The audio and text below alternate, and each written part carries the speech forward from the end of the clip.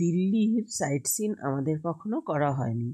দিল্লিতে এই প্রথমবার কখনো স্টে করছি। দিল্লির ওপর দিয়ে আসা যাওয়া অনেকবার হয়েছে, তাই আজ একটু বেরিয়ে পড়েছি আমরা দিল্লির চারপাশটা ভিজিট করতে, আর চাঁদনি চক মার্কেটটাকে ভিজিট করব বলে, এক্সপ্লোর করবে ওখানকার কি কি খাওয়া দাওয়া পাওয়া যায়।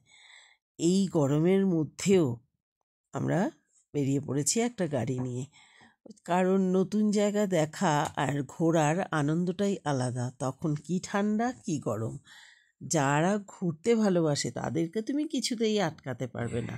এই দেখো আমার মতো কত পাগল, ঘোরার পাগল আর কি যারা, তারা রয়েছে। আমরা পৌঁছে গেছি রাজঘাট। রাজঘাট হচ্ছে গান্ধীর সমাধিস্থল। এই জায়গাটা ভীষণ সুন্দর, কিন্তু বিকেলে এলে এটা যা মজা পাওয়া যেত না। যেহেতু আমরা রোদের মধ্যে এসেছি, কিন্তু ঘুরবো মাথায় রয়েছে, তাই ভেতর ঢুকে গেলাম আমরা। এন্ট্রি চেক করে করতে হয়।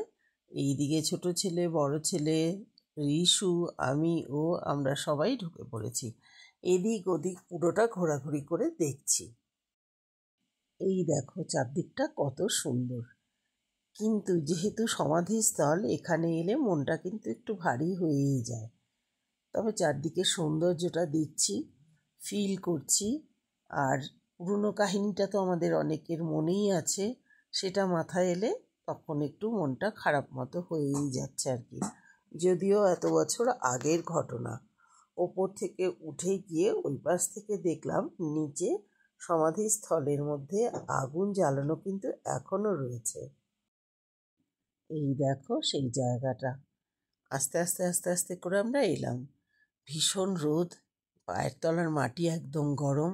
কার্পেট পেতে দেওয়া হয়েছে তার জন্য। কার্পেটের ওপর দিয়ে আস্তে আস্তে আমরা পৌঁছে গেলাম এই সমাধিস্থানের সামনে। প্রণাম জানিয়ে সম্মান জানালাম, তবে মনটা এই জায়গাটায় এসে ঠিক অনেকটা খারাপ হয়ে গেল। যাই হোক, আমরা এখান থেকে বেরিয়ে একটু মাখা মুড়ি নিয়েছি, আর ছেলেরা মোমো নিয়েছে, এই সমস্ত খেয়ে নিলাম। তারপর এখান থেকে আবার চলে এসেছি আমরা ইন্ডিয়া গেট দেখব বলে। ইন্ডিয়া গেটে দেখার আনন্দটাও আমার কাছে একটা বিরাট, কারণ সারা জীবন ইন্ডিয়া গেট শুনে এসেছি, কিন্তু দেখিনি। অনেক দিন থেকে ইচ্ছে মনের মধ্যে, তাই আমরা পৌঁছে গেলাম ইন্ডিয়া গেট দেখবার জন্যে এই টানেলের ভেতর দিয়ে। টানেলের ভেতরটা দিয়ে যখন যাচ্ছিলাম ভিডিও করলাম, কারণ দেখবে টানেলের ভেতরটা দিয়ে যেতে যেন বেশ ভালোই লাগে, গুহার ভেতর দিয়ে পাস করা আর কি। এইভাবে আমরা আবার এগিয়ে গেলাম ইন্ডিয়া গেটের দিকে।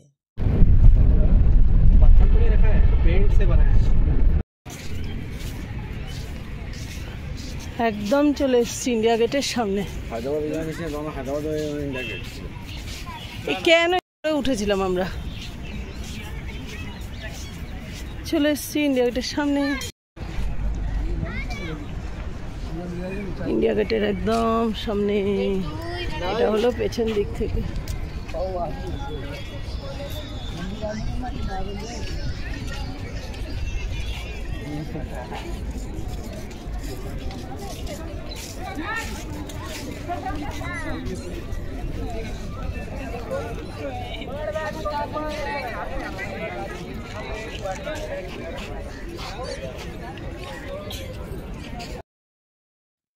এইবার একটু হাঁপিয়ে গিয়ে বসে পড়েছি ওখানে ভেতরে। তবে আমাদের আর লাঞ্চ করা কিন্তু আজ হলো না, অনেক টাইম এড়িয়ে গেছে।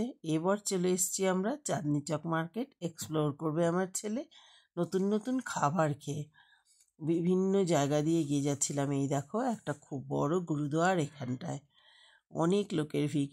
এই গুরুদুয়ারের নাম কিন্তু আমি অনেকের ব্লগেই দেখেছি।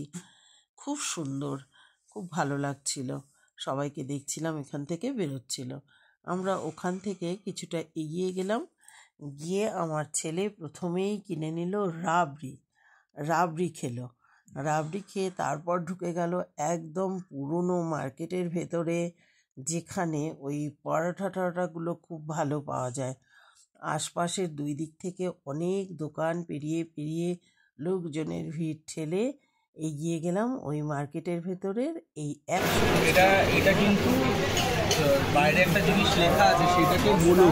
এটা হচ্ছে 6টা জেনারেশন পুরনো একটা দোকান, 6 জেনারেশন।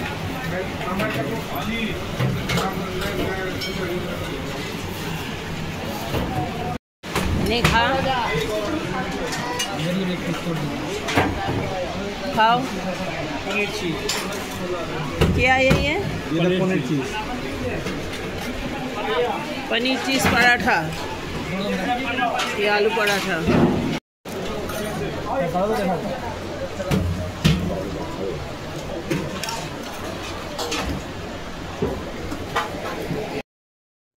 এটা হচ্ছে 6th জেনারেশনের পুরনো দোকান আর এটা খাচ্ছি পনির পরাঠা। चलिए चलिए। हाँ हो गया, तो बैठ गया। पहले बोलते मैं बैठता पीछे, अच्छा लग रहा। पहला बार आया हूँ, थोड़ा देखता कैसा क्या होता है।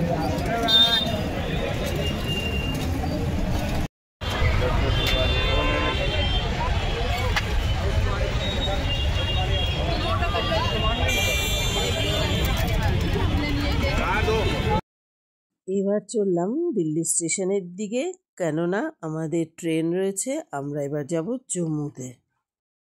এই দেখো সারা রাত জার্নি করে জম্মু স্টেশনে কিন্তু ভোরবেলা নেমে গেছি 5টা না 4:30।